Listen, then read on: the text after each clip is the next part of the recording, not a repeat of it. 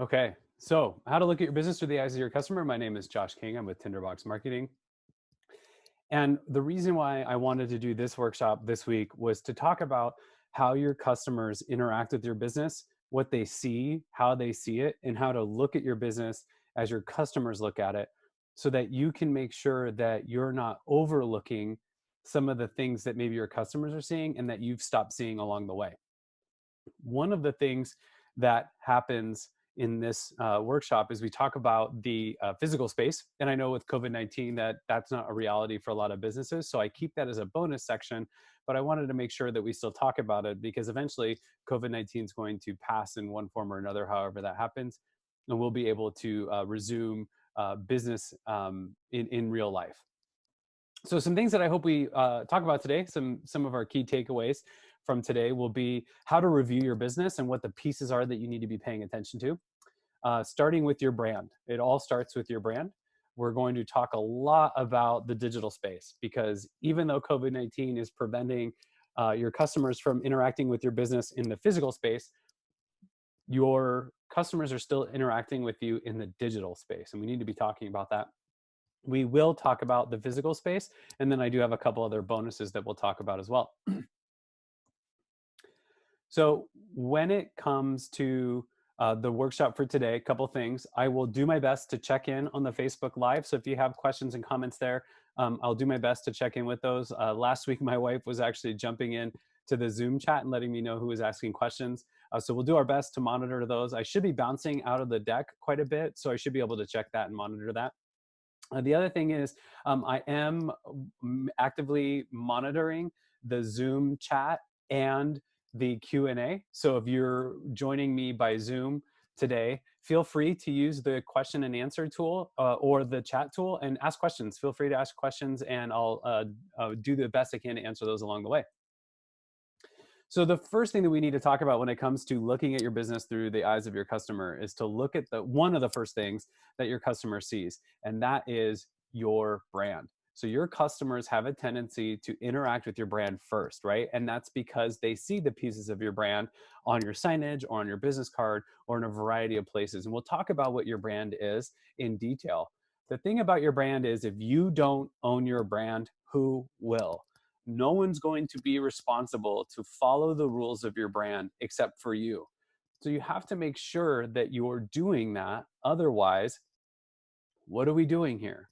Right? What is the purpose of paying somebody to do a logo, paying somebody to create the brand elements, having all of those things if we're not going to use them? The other thing is Coca-Cola, and I put this picture here intentionally, Coca-Cola, brands like Coca-Cola, brands like Nike, these big brands didn't get to be recognizable brands by not following the rules to their own brand. There's a local brand in town in Spokane, Indaba Coffee Roasters, and they have their logo, and it's a tree. And I thought it was a thing of steam because of the way it's drawn, but it's a tree. And their logo has changed, I think, just once. But the tree logo is synonymous with their brand Indaba. When they first launched, that logo didn't mean anything to anybody. But as they've built their brand in Spokane over time, that logo has become more and more identifiable. And now they've launched multiple locations throughout the area. And when they launched one of their new locations down in Kendall Yards, they didn't even have to put their full logo out. All they did is they put a sign out. It was one of those sandwich signs that on the sidewalk that had the Steam logo with an arrow. And I was walking by and I knew what that was. I knew that meant that there was an Indaba coffee roasters there. That doesn't happen on accident. That happens intentionally. And even if you're not a mega brand, you can experience that level of success. So, what are the pieces of our brand that we need to be thinking about? The first one is your logo. You have to have a logo. And at this point, I'm going to recommend using a design professional. You should engage professional graphic artists. You don't have to pay a fortune. I'm not talking about spending 10 grand, but I am suggesting that you need to spend the money to have somebody professionally design you a logo.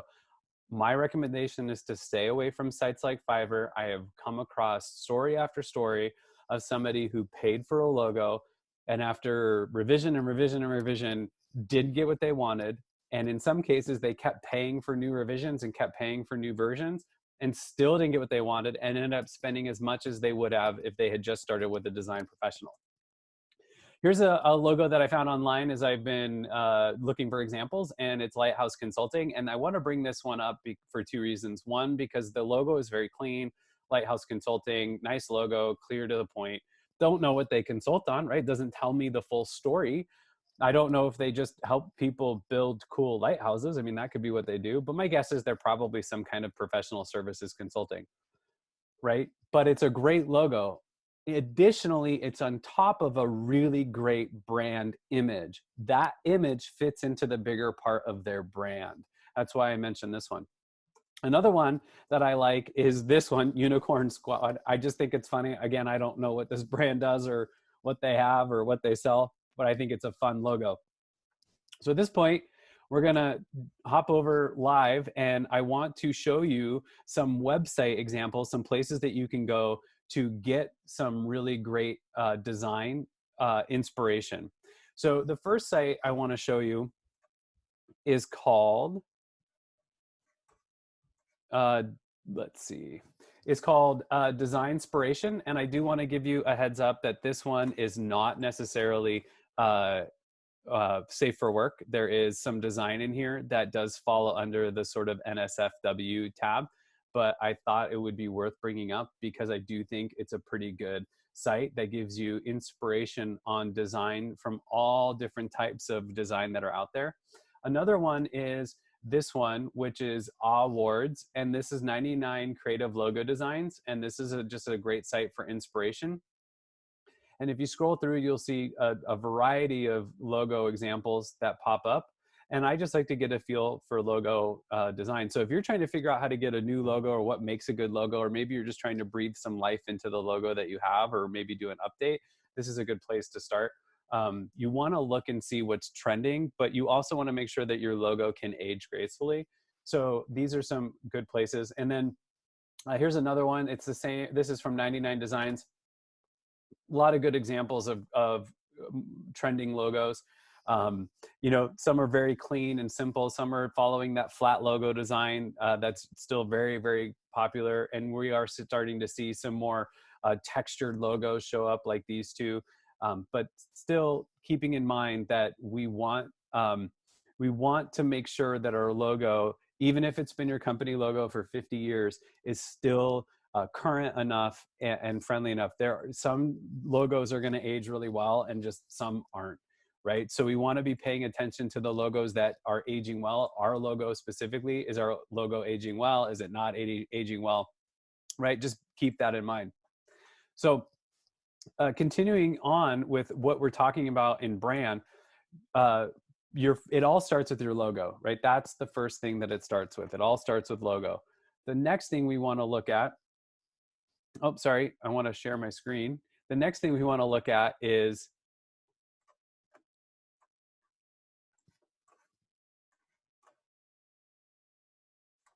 the pieces of your brand that accompany your logo, right? And that is, so you have a logo, and then what you have, and this is another one, this is Coffee Cultures, and this is going to be our example for brand elements.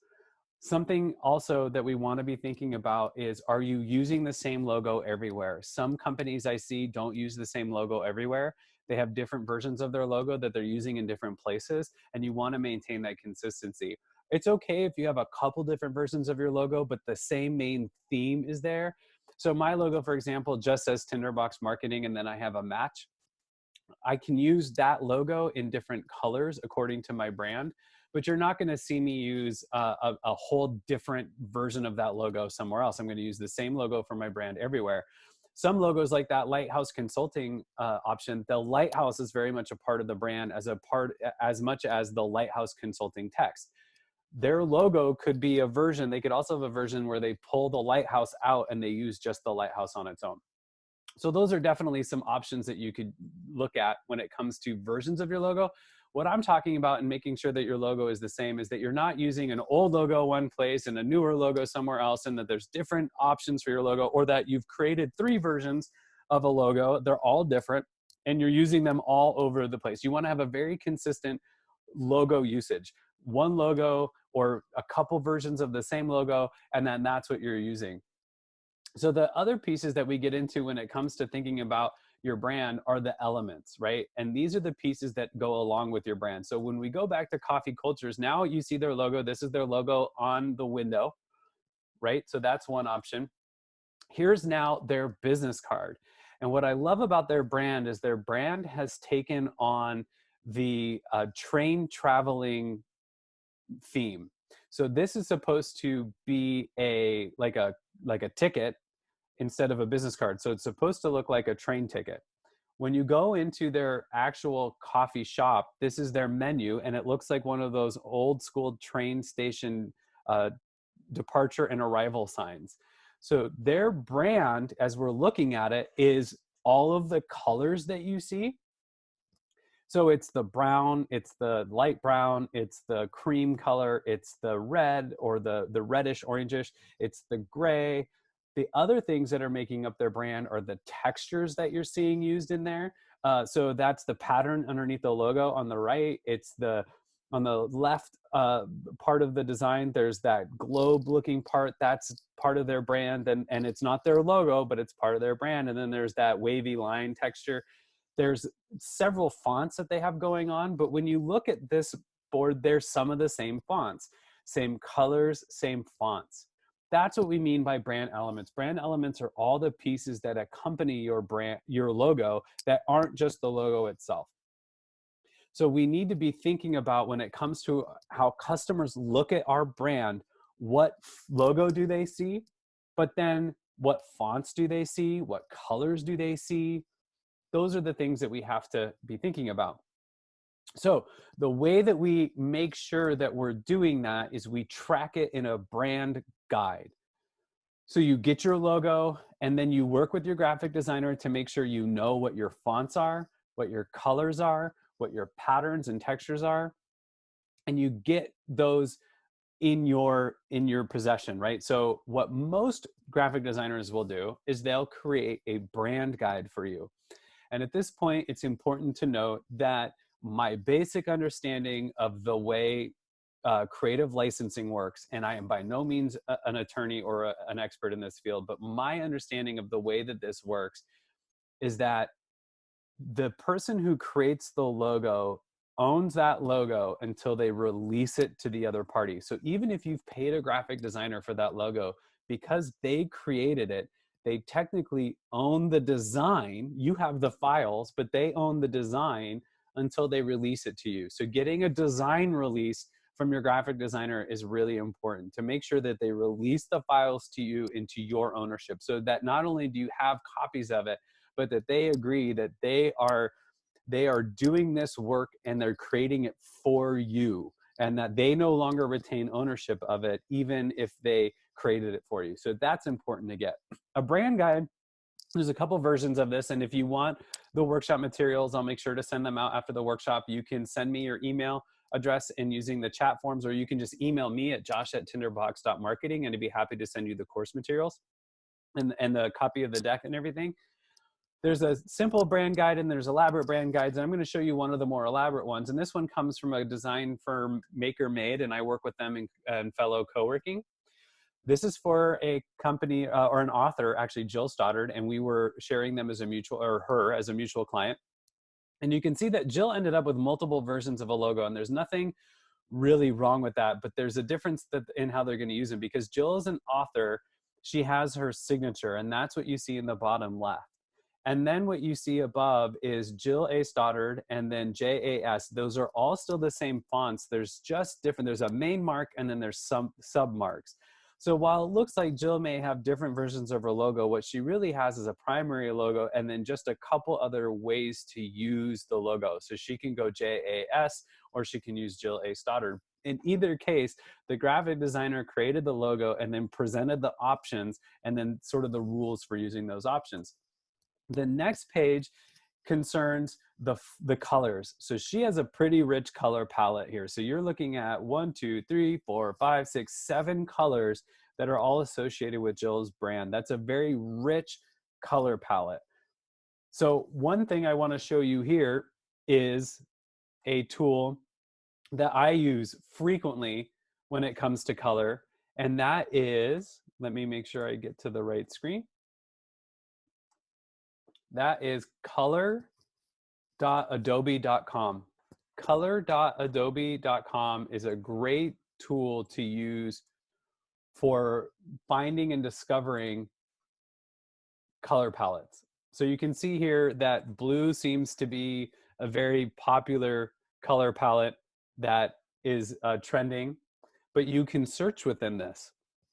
So I love the tool. So say I've got a client, or you're working with somebody, or maybe it's you, and you really want to see a purple in your palette. So just search purple, and then you can just see what shows up under purple as a palette.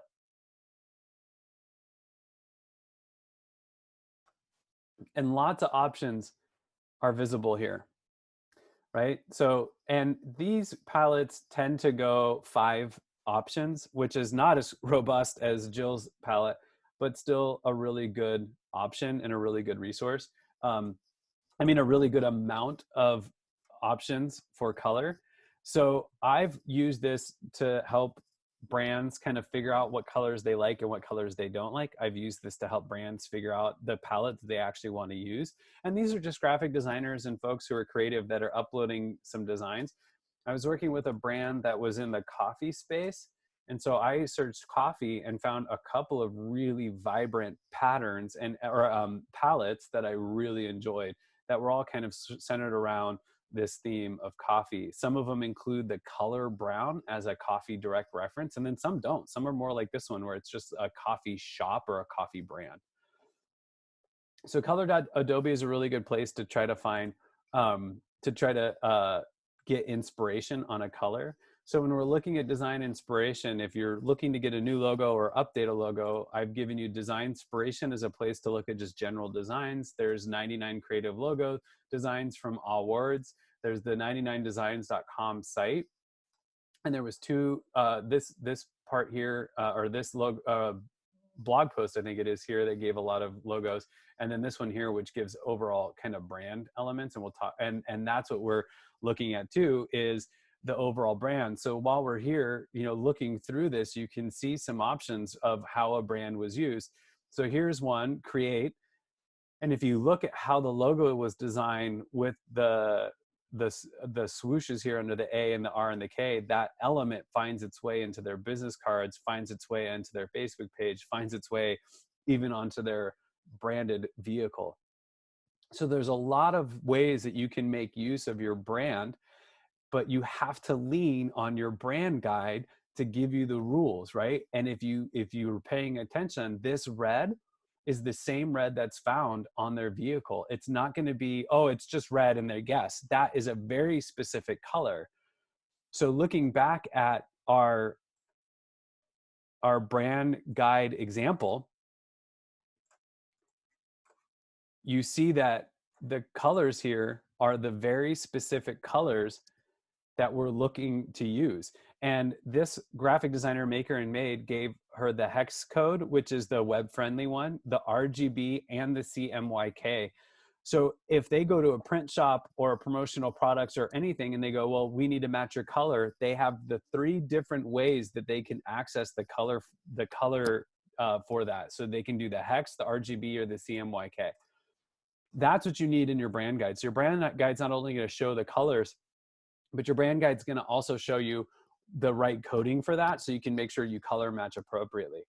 So the other thing that your brand guide's going to cover, so your brand guide at this point has covered what your logo should look like and what the versions of your logo are. It should cover what your colors are, and then it's going to tell you the fonts that are used.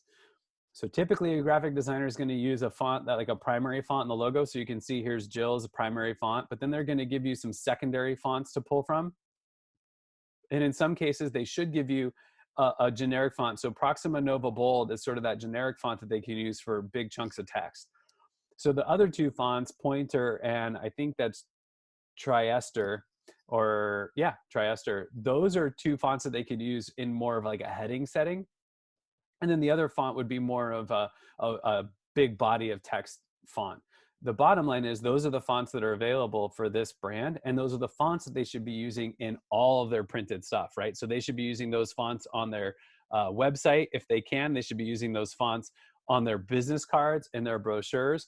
What you don't do is you don't get your brand guide with your logo, your colors, and then your fonts, and then not use them, right? You don't go and create a brochure and then not use these fonts. So that's an important thing, is we're going to make use of these tools. The last piece of your brand guide should include your textures or your elements, right? What are the accompanying elements that go along with your brand? And you can see here, she's got patterns and textures. When we go back live to the website that we were looking at before, you can see that we get some brands here with some really bold options, right? Some really bold options for their fonts, colors, and their texture. So here, this one, Brighton ELC, well, that's a really bold pattern. Dolphins Room, I'm not really sure where that one fits. And if you keep scrolling, here's another one, right? Matrix Capital, really bold design, really bold color, and some fun options for how to use the elements. Here's another one, Uncle Bud's. And if you look at the cap, that cap is following the rules. That's the same red as what's in the logo. So using a really well-developed brand is going to help you establish yourself as one of those big brands. And just because we may not be a Nike or a Coca-Cola doesn't mean that we shouldn't behave that way. I said this before, but Nike and Coca-Cola didn't get that way on accident, right? They got that way by being very intentional to how they use their brand. Another tool that I didn't have in my notes that I do want to mention here is Canva. And Canva is a graphic design tool that's drag and drop, and it's really primarily meant for like social media graphics and stuff like that. So if you're trying to figure out how to get your brand to have a good social media profile picture, and we're going to talk about that kind of stuff here. What I love about Canva is it's free, but the paid version lets you upload the versions of your logos and your brand elements and your fonts.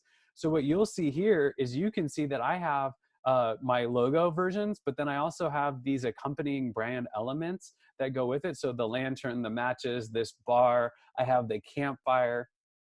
And then down here, I've uploaded my brand colors and they're there permanently. And then here I have my brand fonts uploaded and ready to go. So all of my stuff is in here. And if I need to create a design, if I need to create, you know, an Instagram post and I want to add some text, all I have to do is rely on my brand guide, which is already uploaded in here. And you'll see my brand fonts are right here and I'm good to go, right? Nothing to worry about. So this one defaults to one of my body text sort of fonts. And then here is, you know, one of my primary heading fonts. And then if I want to change the color, there's the color. And then if I wanted to add one of my elements, you know, say I want to add the lantern, it's all right in there. And now I have a design that I can download.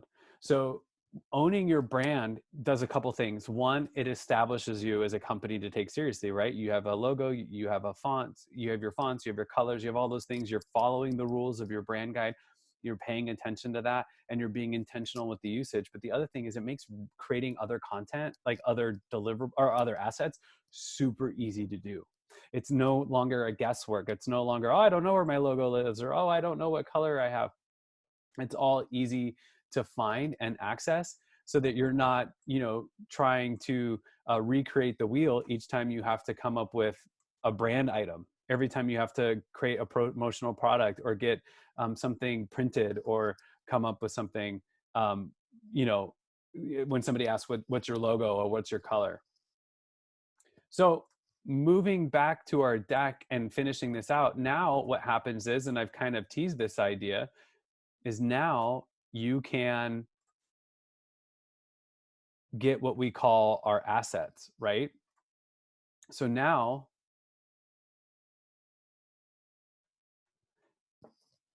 you have the ability to create things that go beyond just your logo and your brand. So here's a brand that I really like with some really great elements. So here you see letterhead, business cards, and you see tags, item tags, and you also see a bag, and then a thank you note or a letter, all printed materials, all following the brand, all subscribing to the brand guide and following the rules of the road. The next piece that you need to consider when it comes to printed materials or assets is your promotional products.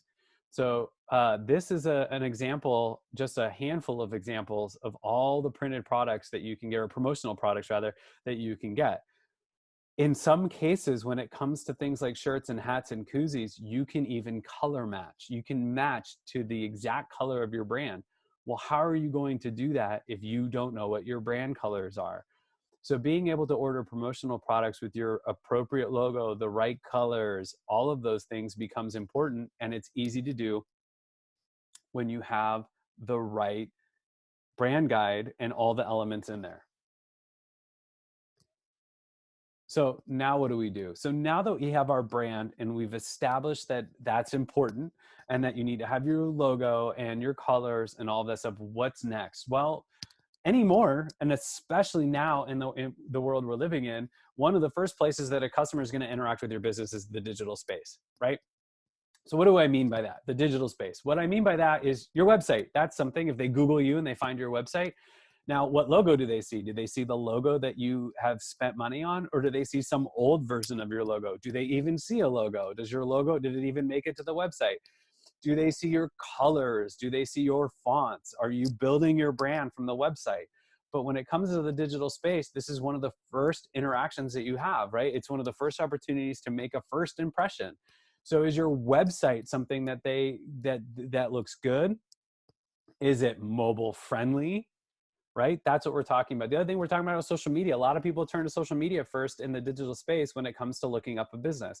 I can't tell you how many times I'm out and traveling and going to a restaurant and I want to find out more about the restaurant we're going to or I'm going to, and I look up their Facebook page to find pictures, right? Because a lot of times restaurants tend to fall into this trap. They don't have enough pictures of their restaurant on their website. I want to see where I'm going. I joke all the time that I would rather go to a place that's cool and has a great vibe than a place that that has really great food but isn't that exciting of a space. I would be okay with, sort of mediocre food if the space is amazing, right? Google My Business, and we'll talk about what that is. So if you don't know what that is, that's okay. But Google My Business is another really key piece of your digital space. Directories, online directories, they're not as big of a deal as they used to be, but they still are a thing that we need to be aware of. Review sites, things like Google My Business or Yelp or TripAdvisor, these are all things that we need to be aware of, and all pieces of the digital space. And so what we're going to do now is we're going to break them down one by one. So the first one we're going to talk about is your website, right? So when it comes to your website, we have to look at what are the examples of good websites and what are the examples of bad websites. So I feel the best way to do that is to just share it with you. So looking at some website designs, let's see. This website here is the Best Designs. It's one of the sites I really enjoy the most for looking at what's trending in website design. Bestdesigns.com, super easy to find. So looking at this one, what do you notice? What stands out at you? Well, most of the websites here, this one is the one that doesn't really follow that rule. And same with this one. Well, it still does. They're image driven. Websites anymore are so heavily image driven.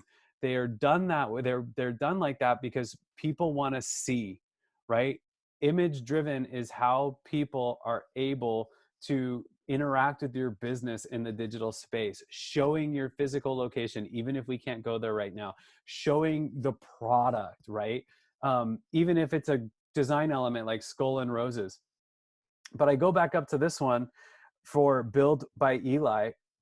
A big, beautiful picture is actually the entire homepage, right? Your website is key. And this is how you make sure that you engage your customer early on, is by having an engaging website that people are happy to interact with and look at. Um, I had the site pulled up, but then I closed it for whatever reason. So I want to pull that back up really quick and show you some examples of some bad websites. So these are all sourced in the deck. So if you get a copy of the deck, you'll see it. So this one really surprises me. Yale University School of Art.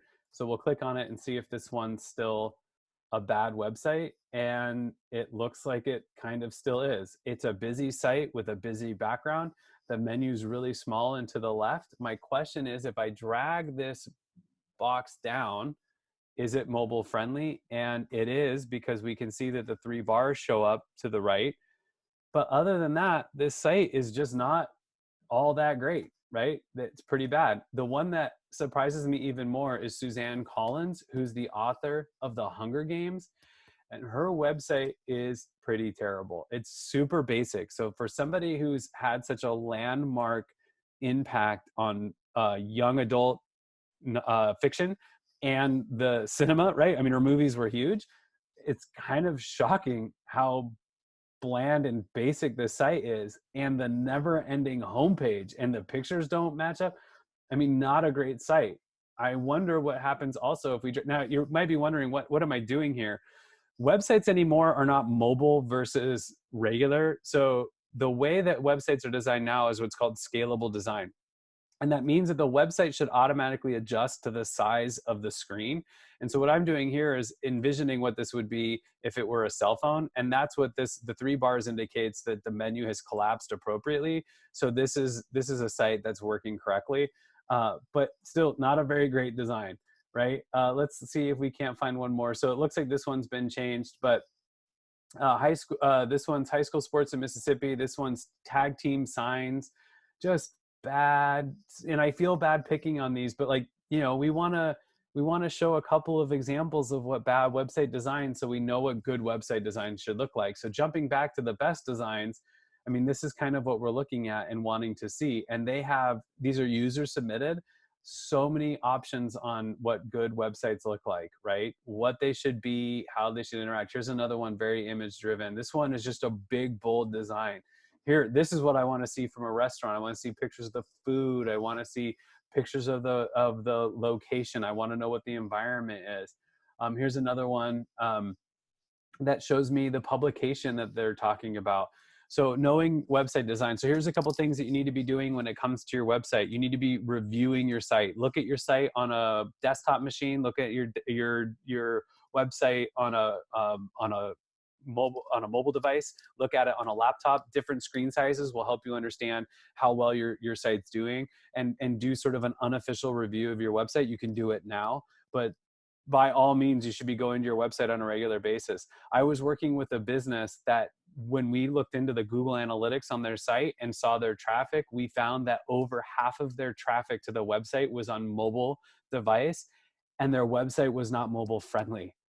So half of their traffic was going to a website that they couldn't even view properly on their phone. So we need to be doing this because it's how customers interaction. I mean, imagine that if you talk about how you can't get a second chance at a first impression, right? Your first impression with a business is that their site doesn't even work on your phone. That's pretty terrible. I do want to remind you, there's several of you joining me on Zoom. Thank you so much. And I know some people are watching on Facebook Live. Please, please, please feel free to chime in with questions as we go. We just got done talking about websites. If you have any questions on that, we opened up talking about logo, brand, all of that. So what do we need to consider next when it comes to your website? Oh, I'm so glad you asked. So the next thing that we have to think about when it comes to our website is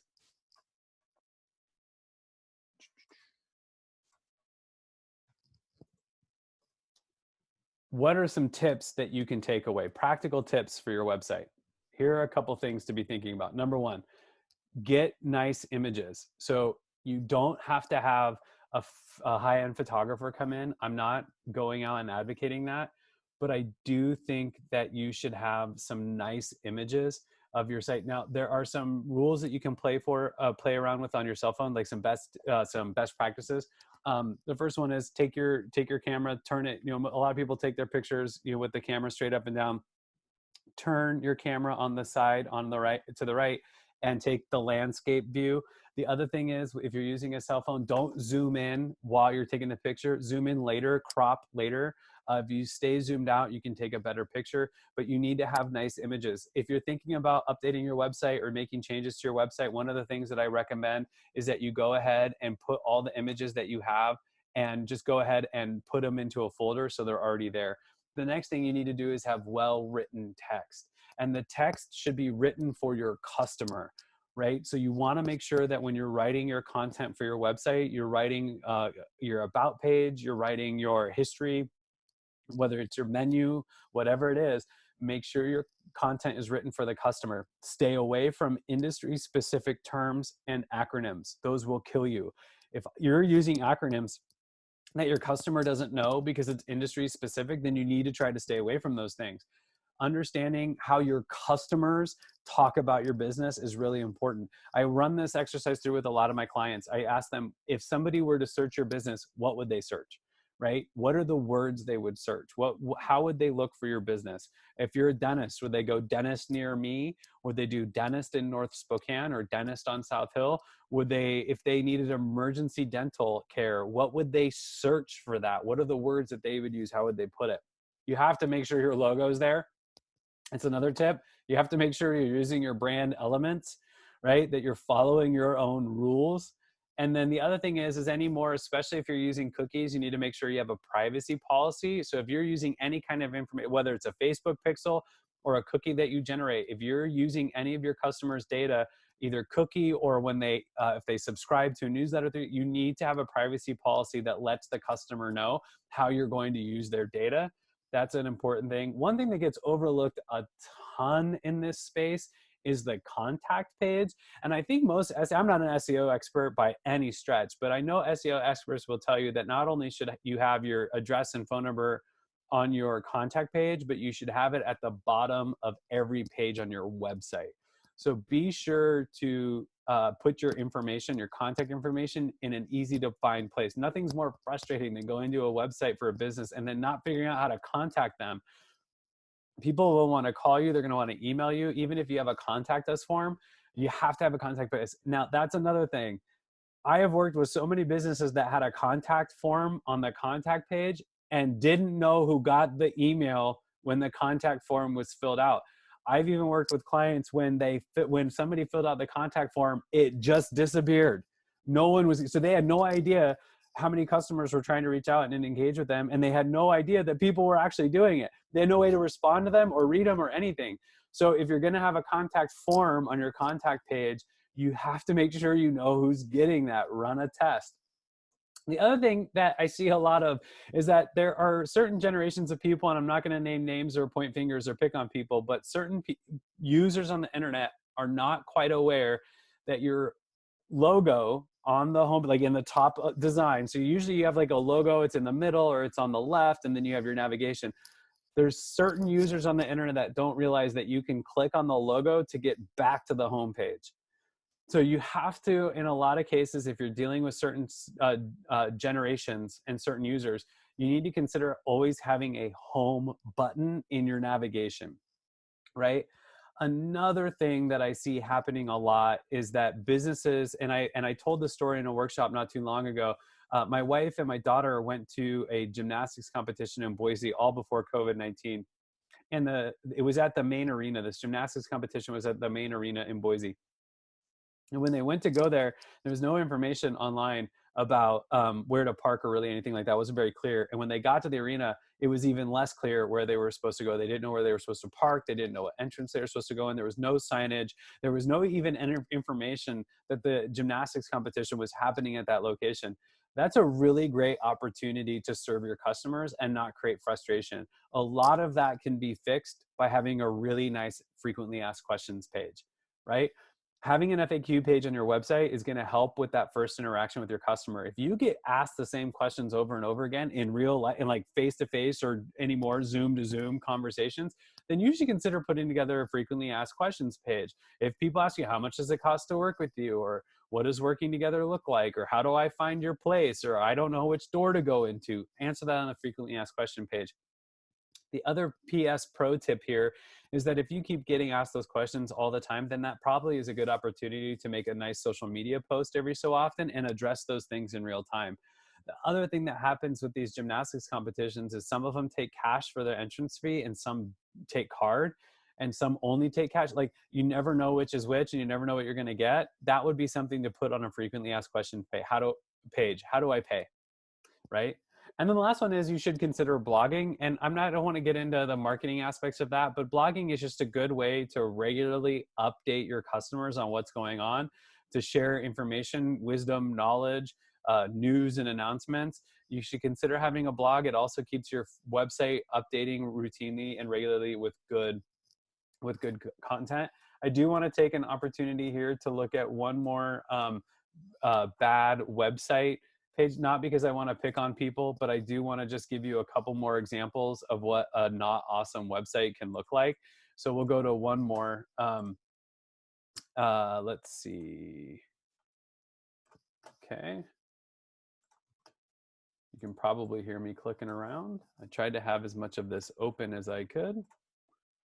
All right. So here are a couple. This one, what I like about this site is it's going to give you some design principles to work with too. And then there's a video, but this one, this blinky.com, I don't even want to know what they're selling. Oh, it sells things that blink or glow in the dark. I mean, I get where they're coming at, but apparently if you go to this site, it's dark and all the items are blinking at you.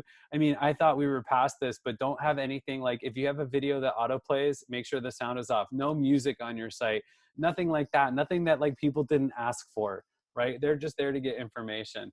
This one came up before, high school sports in Mississippi. So poor person there managing that site, you know. I do want to show you one that we run into all the time with my kiddos, and that's the high school sports. So it's I'm sorry if anybody from the Greater Spokane League is on this webinar. I apologize in advance. But this site is about as bad as they get. Oh, that's not it.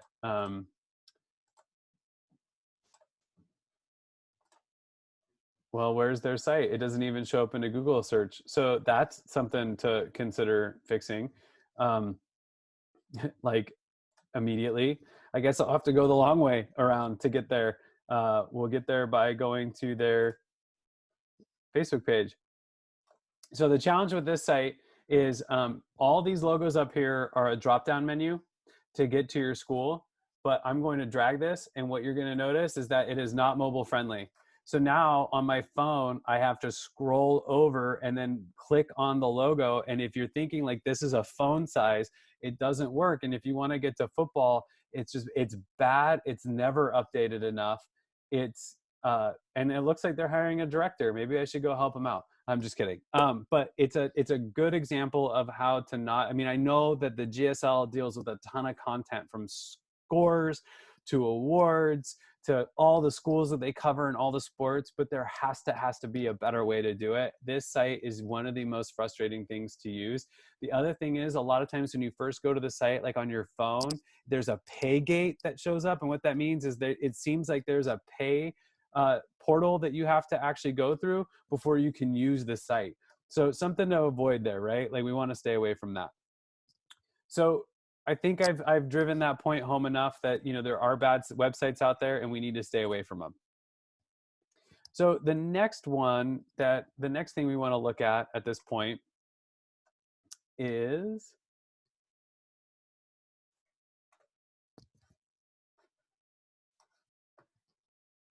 let me get there, is social media. So huge conversation, huge topic anymore, right? I mean, social media sort of dominates our lives in a lot of ways. And right now with COVID-19, a lot of negativity out in the world, a lot of things that we could probably do without when it comes to what gets posted on social media. So we're going to avoid a lot of that conversation right now and just try to stick to the niceties.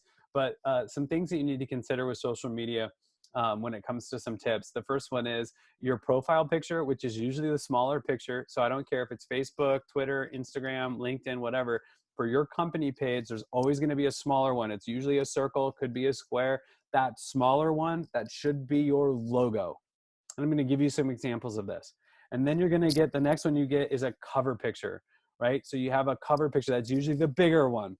That, I like to say, should be a picture of doing business with you. If you sell something, it should be your product. If you have a physical space, it should be the physical space. And now with COVID-19, maybe you put that picture and you add your branded font on top of it, but you say, we can't wait to see you again, right? But the cover picture should show what doing business with you looks like. Every social media site gives you the opportunity to put about information. Twitter and Instagram give you the least amount of information to fill out. They give you like 150, 160 character bio. Fill it out, right? Make sure it's in there. But Facebook, Google My Business, and LinkedIn give you a ton of things to fill out. Fill it all out. It's good for your business. It's like building a foundation or building a house. You can't build a house without a good foundation. You can't build a good digital presence without a good logo, a good website, well-built social media sites, right? The other thing before I jump and show you a couple live ones is you need to find all the social media sites. I do free marketing reviews for businesses, a part of my business model. It's how I interact with new clients. I review what they're doing with their marketing at no cost. I give them feedback and tips and things they're doing well and things that they can improve. And every time I've done one, I managed to find a social media site that the business didn't know they had. It could be a YouTube, usually it's Twitter, more and more it's LinkedIn. But you need to find all the social media sites for your business. And then more importantly, you need to make sure you know how to access them all. That's another conversation for a whole nother workshop, but you need to make sure you have the passwords or you have the admin access to all the social media sites that are out there for your business. I've worked with nonprofits that had Twitter accounts created for them by volunteers, and they had a hard time getting access, especially when those volunteers, no one knows who they are and they no longer volunteer for the organization. Find all of the social media sites that you have, right? And then the last one is use it or lose it. So what I mean here is a lot of you are going to find that you have social media sites that you're not very good at using, and you have two options. One, you can get rid of it, and I advocate that often. Unless you have like hundreds or thousands of followers. If you have like 10 followers on Twitter and you're never going to use it, delete it. But if you have like 250 followers on Twitter, it's a good case to use it. So first option is delete it, and you need to make that call, right? You can decide that. The other option is post something. If it's Twitter, you can tweet. If it's Facebook, post something. You can usually highlight or pin that post to the top. And you could say something like, hey, we're getting our act together online and we're currently focusing on a bunch of other social media sites. We'll be back here soon. And then that way, people don't think what I think. And I do this all the time. I will find your business on Twitter or Facebook. And if you haven't posted since like May of 2013, what do you think I think? Yeah, I think you're closed. I don't think you're in business anymore. The other thing I think is, if that's how little you care about your marketing, how much do you care about the service that you're about to give me, right? So be in that mindset that it's a use it or lose it. You're either going to use it or you're going to get rid of it. And if you have it, maybe you keep it, but you post a message saying we'll be back soon. All right. So before we jump in, I'm going to show you some examples of what I mean by that. And I'm going to give you a good and a bad on Facebook. Okay. So hopefully you're ready for this. We're going to do the good and the bad here on Facebook. And it starts with, and I apologize, Mary Glenn, if you're on the call, but this is Mary Glenn. They are adult care facility, great people, really great organization. Unfortunately, they don't have all of the things done well that I would like to see them do. So the first thing that I can show you here is this is not their logo, right? This is a picture of one of their members. That's great, but that should be the picture here. Now this, they're showing me the facility, which I think is a really good move. And if it was me, maybe I'd keep that. But what I would do is maybe consider having a picture of the facility with the people who live in the facility out front, if the people are willing to agree to that. And then this should be their logo, right? So that's step one, logo in the right spot and cover photo in the right spot. The next one is under about. This is that information I was talking to you about. This is where you get to write all the things that you want to write about your business. So you have to take a look at what they give. Facebook gives you the option to have a Facebook story. They don't have that set up. They give you the option to write this about, and all they put was where everybody belongs. Now they have a little bit more written content here and a little bit more written content here, but I guarantee they can have more information posted there, and I'll show you. So here's an example of somebody that's getting it right. So this is Bernardo Wills Architects. They have their version of their logo here with a design feature underneath. And here they have a really nice design cover photo. They actually have a slideshow set up so that you can scroll through. And then under their about information, as we let it load, they have their location, they have the story set up, they have all these categories, they have their hours, business details all set up, about, company. All this information is filled out and ready to go. A nice, robust, filled out Facebook page. And this is what you should be doing on every social media site. Now, what I recommend at this point is have a document that you fill this all out, whether it's a Word doc or a Google Doc. Have a document that you use to fill this all out so that you can just copy and paste it when you get to building a new profile or you're cleaning them up. So you can go one by one and just see what's in that document and just copy it over, right? Here's another one. This is a YouTube. YouTube tends to be a tricky one. This is a YouTube channel that my kids love watching. This is Dude Perfect. And the thing about YouTube is that this profile picture here, they have 3 different versions. They have the desktop, which I'm looking at. Then they have the TV one. So this will look different if I'm on a TV. And then they have the mobile device one, so that if I were on my app on YouTube, I would have a different experience. And then the about, this one, I'm going to pick on them here. They have just a basic description. They have an email address for business and they have their links, but they have a very, very basic description. I would fill that out more completely than they do. Something else that they get right here when it comes to their brand is that when it comes to the written content underneath their videos, they fill out everything. Look at this thing. This is the description for this one video. That's a crazy amount of content that they have available, right? Lots of links, lots of information.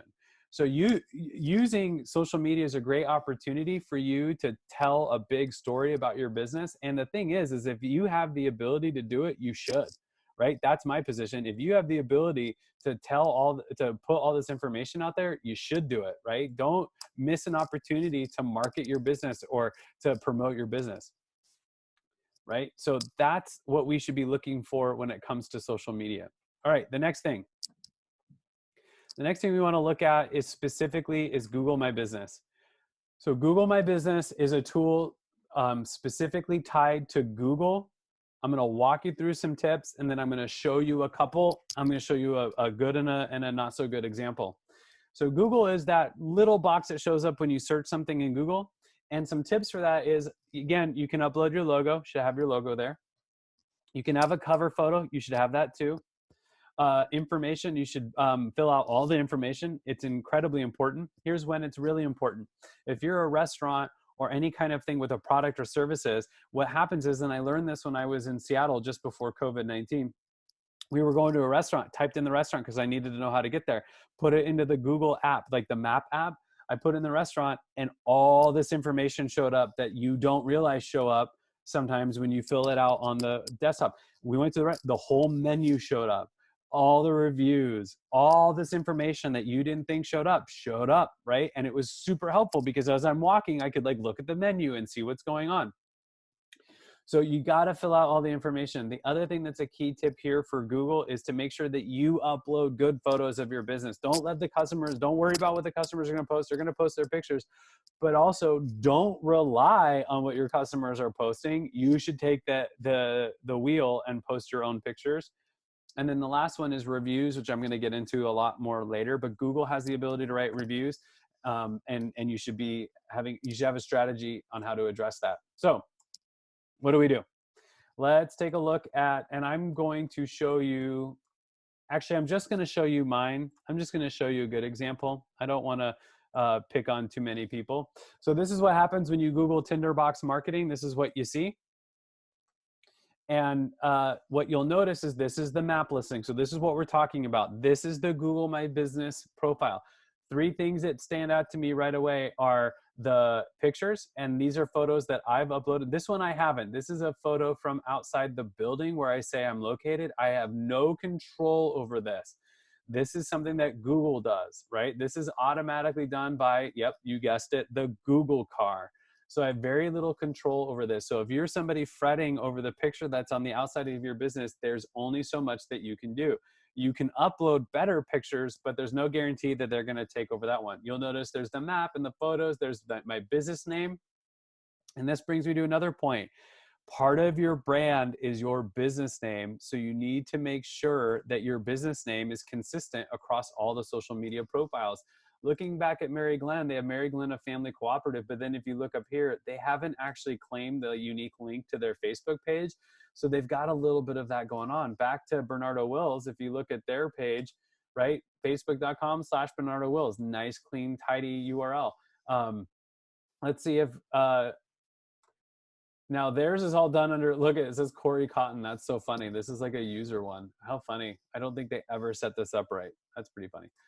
But you getting your page name is right. Now, I could add business hours. It looks like I could suggest business hours. I have never added those, so it looks like there's something I can add there. I have a 5-star rating for 9 reviews for a 5-star rating. That's pretty good. There's my address. Now you'll see here it says own this business. Well, I own this. I don't know why Google is back to doing this, but I've already claimed this, so I don't take that as an indication that it hasn't been claimed. There is some information that I could put there. Specific, Google is allowing you to do specific COVID-19 updates, so you should take that opportunity. Down here, I get the reviews, and then right here, this is where I get some of that information that I posted on the back end, and I'm happy to show you what that looks like. And then here is post. You can actually post to Google My Business like a regular social media site. It's not a traditional social media site, but you can post to it. And if you look through, there's all the workshops I've done. There's some of the stuff that I've posted, right? You can post to it. And why wouldn't you? It's an opportunity. So what does managing this look like? So here under your tiles, when you're logged in, this is your Google My Business interface. And I want to get to the right one. So here's where so this is where you can post. And then this is the information tab. And you'll notice there's a lot of information. So I can add my hours and make sure that those are up to date. We'll just call it 8 to 5. I think that's what I say everywhere. And you can even see here, they have a specific one. You can add multiple chunks of hours. So if you have kind of a goofy operating schedule, you can add that. But your hours are really important. Here's why. If I Google this business and it's not open or it's about to close, Google tells me that. And I've run into this where I Googled a business that I wanted to go to. Usually it's a frozen yogurt joint and I'm trying to take my kids, and Google said they were open. And so we drove there, and guess what happened? We got there, they're not open. That's extremely frustrating. I know businesses that are routinely adjusting their hours, and so they're in here all the time making updates to their hours so that they don't keep customers guessing, right? It's incredibly important from a customer service perspective, but it's just a good idea. Looks like I have Deer Park, Texas listed as one of the places that I serve. That's not right. So here I can either put the regions that I serve. I want Deer Park, Washington. Thank you very much. You can put an appointment link, and then down here you get a description, and then you'll notice here I can even add services, and you can go through and add all kinds of services. Mine is not as filled out as I probably should have it. I know some clients that have filled this out exceptionally well. So that's something to think about, making sure that your content is filled. I'm not my own best customer. I'm probably my own worst customer. So probably going to get off this workshop and make some changes, right? Going to make some updates. Okay, moving on. One of the other things that we have to look at when it comes to the digital space is online directories. I'm not going to spend a ton of time talking about these, but these are like the yellow pages. They transitioned to having an online format. Another one was Manta, was a big one. They're out there. What I recommend when it comes to your online directories is first just do a search and see what you can find. Find out which ones are out there. And if you can, claim them. It doesn't hurt your business to be in control of that information. So find the online directories that are out there, claim the ones you can. If you can claim it and they let you clean it up, you should do that. And by clean it up, I mean make sure the content fits what you have written everywhere else. Remember that good foundation we're trying to build. The other one is don't ever pay for them. they will try to get you to pay. Don't pay.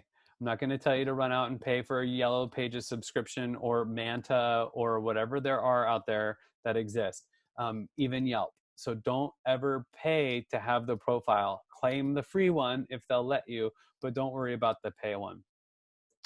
Okay. The other one we want to talk about is review sites. These are specifically things like Yelp and Google My Business.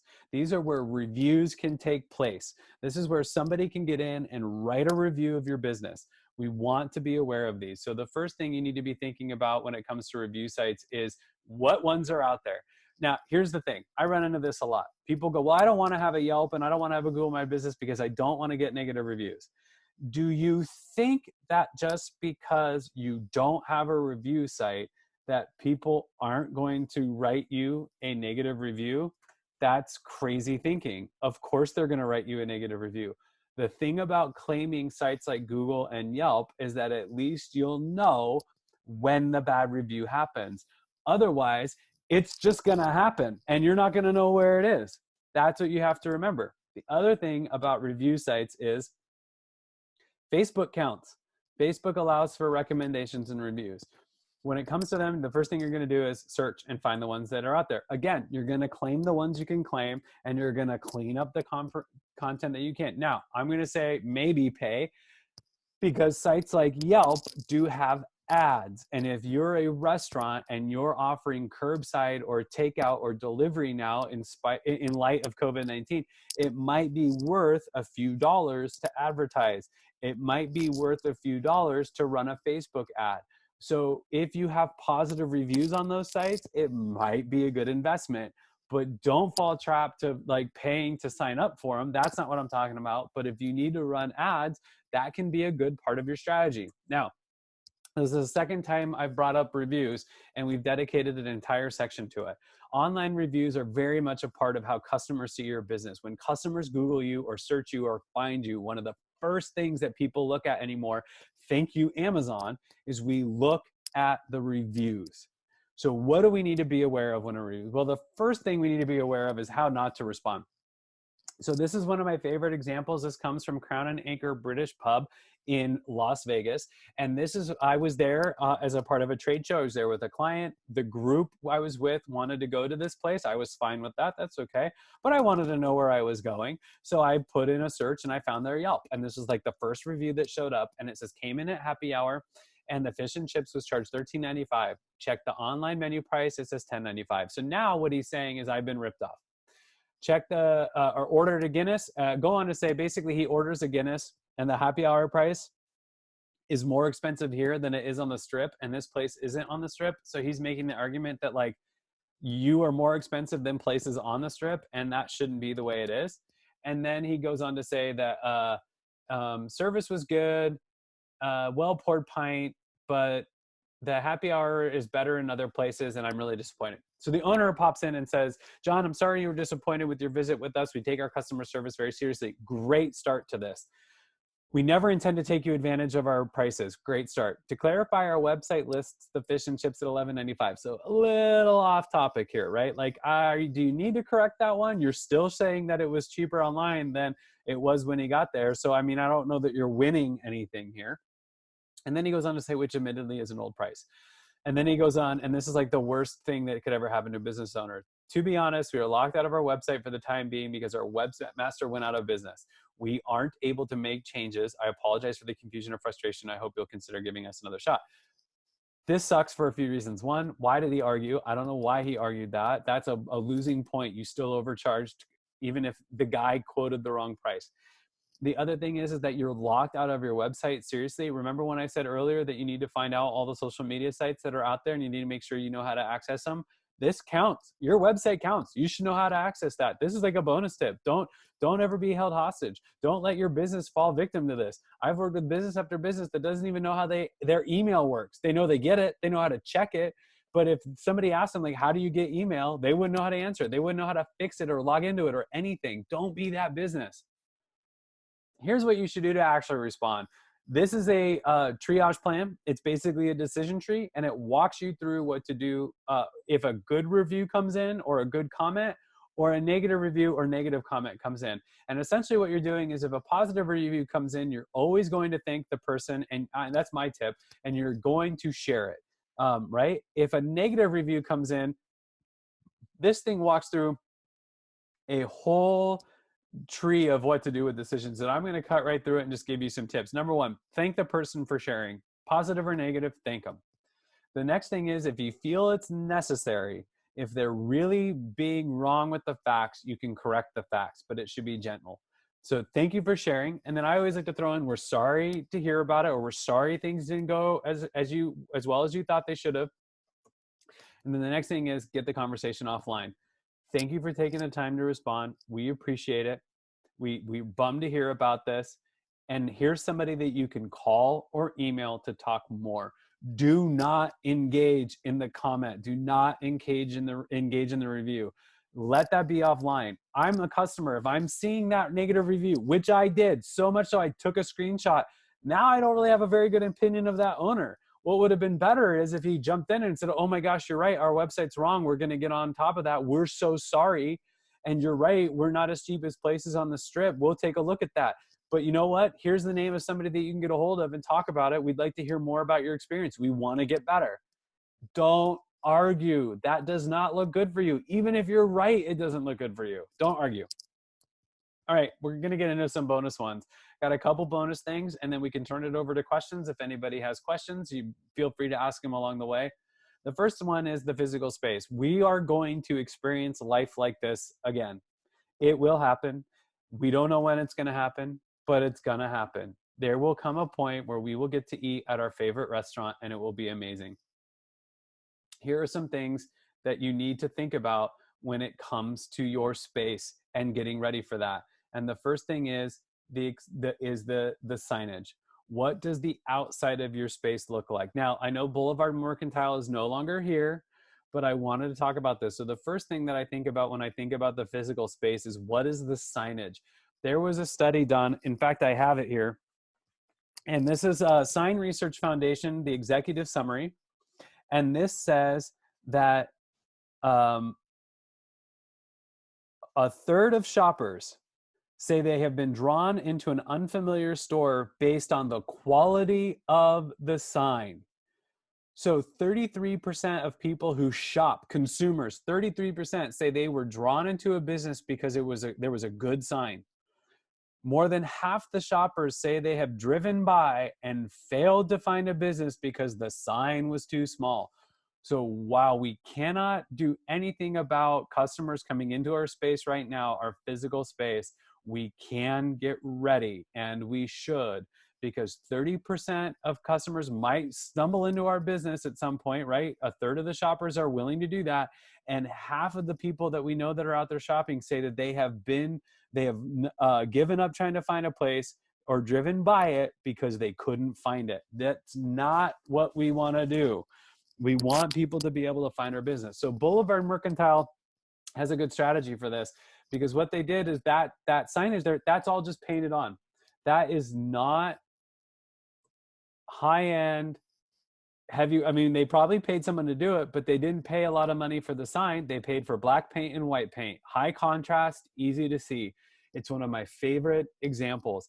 The other thing to think about when it comes to your building is the space, right? So what I'm looking at here is it's clean. The sidewalks are relatively clean. And while that may not be their responsibility, they should be looking at, there is like one little weed there I'd maybe consider. Clean outside building, clean inside. They probably clean the windows on a regular basis, right? We've got to be thinking about this. Is your space inviting? Is it comfortable? Is the signage easy to find? The other thing we need to be looking at is, what kind of signage are we hanging on the doors and inside? This is a very clear example of what not to do, and I can't tell you how. I don't even know where to start on this one. 3 for $10, but it's not a dollar sign, it's ampersand. And then it was like they ran out of the stencils, so they just started handwriting. I have seen this in very professional businesses where they handwrite a sign and stick it on the door with tape. Get glue dots, print it out, do better. But your internal signage matters. The other thing we have to be thinking about when it comes to the space is how the space makes us feel.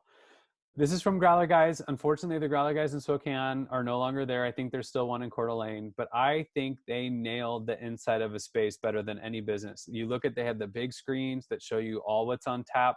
If you look off to the side there, you'll see they have their branded gear for sale. They had a nice big banner above it. The space was inviting. You wanted to be there. You wanted to be inside there.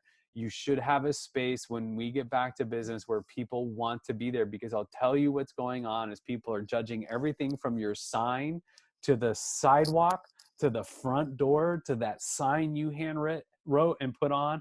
They're judging how clean your windows are, how clean your floors are. They're looking at everything. One other space that I really like that has a good example of a good interior is the Moscow Food Co-op. There's a lot of things I like about the space. The one thing I love the most is they have their mission statement right there for you to see. You can see it there. It's written, Moscow Food Co-op is committed to making fresh seasonal food from scratch. They're local. I love it. It's a great inviting in space. That their space is great. The food bar or the salad bar is great, but they have their mission statement. It's available. It's visible. I can see it. Another space, interior space that I love is Fellow Co-working. Fellow is just a big inviting space. It's a good space to go. I co-work out of there. I can't wait to be back there. A great space.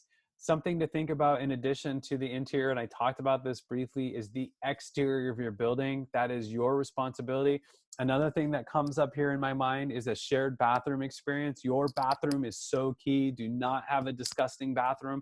Don't have mop buckets available. Like, I want to go into your bathroom and experience a nice bathroom because I can see your bathroom. And if I go into your bathroom and your bathroom is disgusting and that's what you're letting me see, what does the kitchen look like? Where my food is being made, what does that look like? So we have to think about that. Something else that comes up when it comes to the physical space, which is still in play now, is your vehicle. If you have a vehicle and you're doing deliveries, what is your vehicle? Does it have your sign on it? Does it say your stuff? Here's another one. When you're actually back out driving on behalf of your business, do you have one of these stickers on your business, on your van? And then do you drive like a maniac? Probably not a good idea. I've seen it. You've seen it. Right? How's my driving? Don't have that sign on your car and then drive like a maniac. These are all things to think about. But when it comes to your physical space, I have one key piece of advice, and it's just because you don't see the mop bucket doesn't mean I don't. These are two real pictures. The one on the right was from a restaurant and a blog post that I found. That's a very real experience of seeing the mop bucket out in public. There's a book called Deep and Wide that Andy Stanley wrote. It's a book about churches and growing churches that reach people. Not the point, but the point is Andy tells this story about how he visited another church, and it was a leader of pastors all meeting at this other church, and they were in the big meeting, sanctuary, whatever you want to call it, multi-purpose room. And this was the room that they used not only for Sunday service, but it was also the room that they used for, it had a gym, right? So it had the raise and lower basketball hoops. It was a multi-purpose room. So they use it for service, and then they would use it for youth group stuff. They were using it, this particular meeting, for a meeting of other pastors. And Andy recalls that he walks in and they sit down at this table and there's just stuff everywhere. There's boxes and a cleaning cart and it's just cluttery and it's messy. And he's thinking, you invited us into this space and this is how you present it. And he goes on to say something really profound. He says, the problem wasn't that this stuff was there, although that was a problem. The problem was that they no longer saw it. Do not allow yourself to become so accustomed to seeing the mess that you don't see the mess anymore, because I guarantee that I do and that your customers do. Another bonus is when it comes to your business and how customers see your business is external, outside, paid for advertising, whether it's a newspaper or whatever. And I bring up this one from Rich King because Rich does a really good job here. So Rich has an action statement, call to action. Now, it's probably a little bit too busy of a billboard, but what he does say is, I will sell your home in 39 days or less, or I'll pay your mortgage until it sells. Clear call to action, nice, clear advertising, really nice job done. So advertising is another way that people experience your business. Something that you're seeing a lot of right now is COVID-19 based advertising, where people are advertising stay at home. And we saw one, and it must have been Taco Bell or Burger King or something. And it was like, do your part, order our food from your couch. it was just so, it did not capture the, I mean, there are people in a range of emotions right now during this thing, and the last thing you want to do is make light of it. And it was so tacky. It was not done well. Your advertising is how people experience and interact with your business. It's how they look at your business. So you need to be thinking about your advertising. And then the last bonus that I have here is guerrilla marketing. So guerrilla marketing is what we call the things that we do that are like just thinking outside the box. So this is clearly during election season. And there's Rich King again, my buddy. Actually, I don't know the guy at all. He probably has no idea I talk about him. But here he is. And don't worry, I took this safely from the passenger side.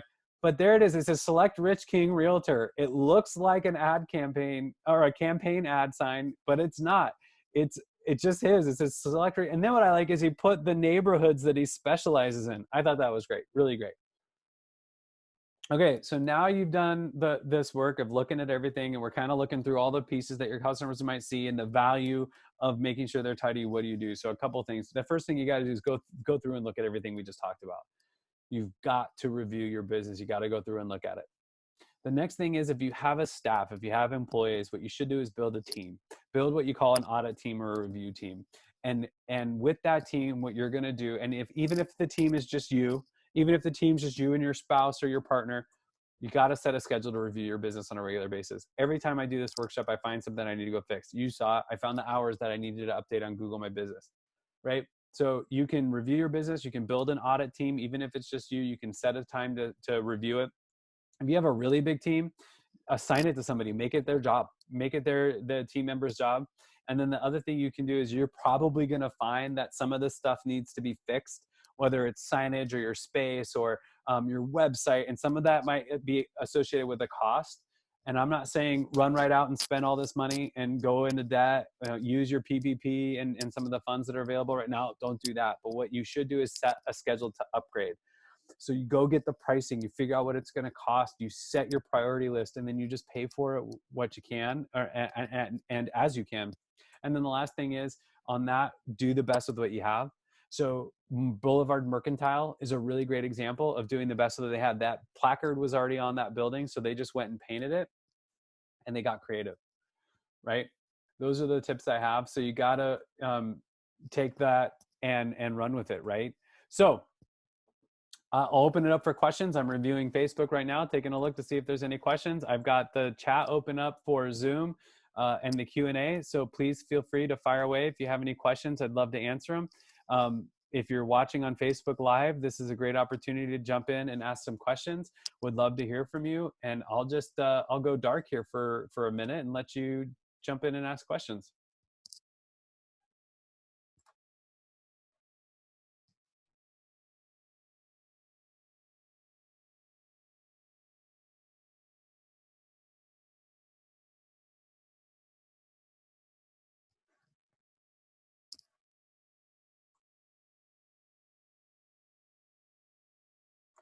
Good question just came in. How much should you spend on signage? I don't know that I have a really good answer for that. Boulevard Mercantile is a really affordable option for putting together signage, right? That, like I said, that marquee or that placard was already there, so all they had to do was paint it. So they had to invest in paint, and then somebody come and paint it, whether they did it with stencils or had something else. So that one's a hard one to answer. But what I do know is that exterior signage on a building can get really expensive. So work with your landlord, see if they have funds available, see if they'll work with you on that. The other one is to get a quote. Mountain Dog Sign Company is a business that's been a huge supporter of Tinderbox and big fans of ours. And we're big fans of Mountain Dog Sign Company, so you could reach out to them. The one thing I do encourage you to do if you're doing something like getting pricing on signage is to get quotes in 3.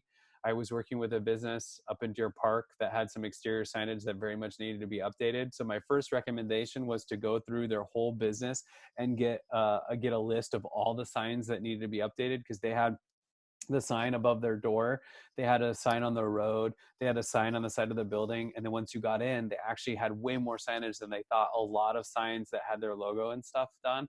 And what they had done is they had updated their logo and gone to a brand new logo.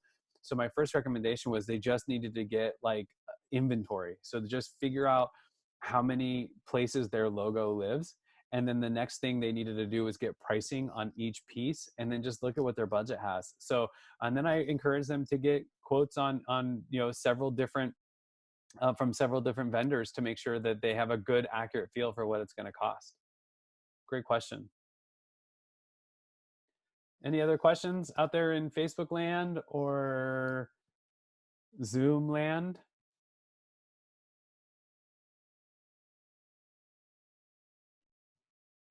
If you want help with your marketing review, I would be happy to do that for you. Let me throw my slide right up one more time, and I can make sure you have all the information you need to get in touch with me, and we will wrap this thing up. So if you want a copy of the information that we talked about today, the deck, and then I do have a resource guide that I'll put together for this. And a lot of the links are in the deck. I'm happy to send that to you. All you have to do is email me at josh@tinderbox.marketing. If you want that free marketing review, just head to my website, tinderbox.marketing, and you'll see tinderbox.marketing, and then you'll see a button for request a free review, free marketing review. I walk you through a lot of the same things that we just walked through today. And help you kind of take some. But then what I can do is I can give you some feedback on what I see, and it doesn't cost you anything, no strings attached. But it's also a good template for you to use to try to figure out what you have and what maybe you need to be paying attention to. Again, one of the things that I see a lot of people miss is their LinkedIn. A lot of people have a LinkedIn for their business that they didn't know was there. A lot of opportunity to clean that up. And then I see this a ton is cleaning up your Facebook page and making sure all the information is accurate. And then the last one that I see a bunch of is your website not being mobile friendly.